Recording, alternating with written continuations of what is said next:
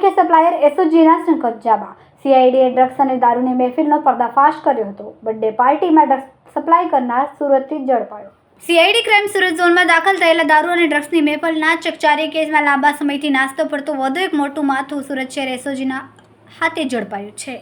આ ધરપકડથી ડ્રગ્સના આંતરરાષ્ટ્રીય નેટવર્કના તાર ક્યાં સુધી લંબાયેલા છે તે અંગેના ચોંકાવનારા રહસ્યો બહાર આવવાની પ્રબળ શક્યતા છે। એસઓજીની ટીમ સુરત શહેર વિસ્તારમાં પેટ્રોલિંગમાં હતી તે દરમિયાન એએસઆઈ મો મુનાફ ગુલામ રસૂલ અને એએસઆઈ મો સિદ્દીક ગુલામ મોહમ્મદને એક બાતમી મળી હતી કે આ બાતમીના આધારે તુરંત જ કાર્યવાહી કરતા સંગ્રામપુરા તલાવડી પાસેથી કુખ્યાત આરોપી મોહમ્મદ અયાઝ ફિરોઝ અહેમદ પટેલને દબોચી લેવામાં આવ્યો હતો।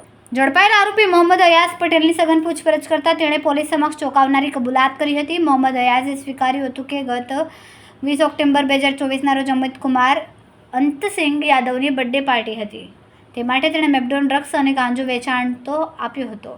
આ કબૂલાત દર્શાવે છે કે ત્યાં ડ્રગ્સ નેટવર્કનો એક મહત્વનો કિસ્સો છે।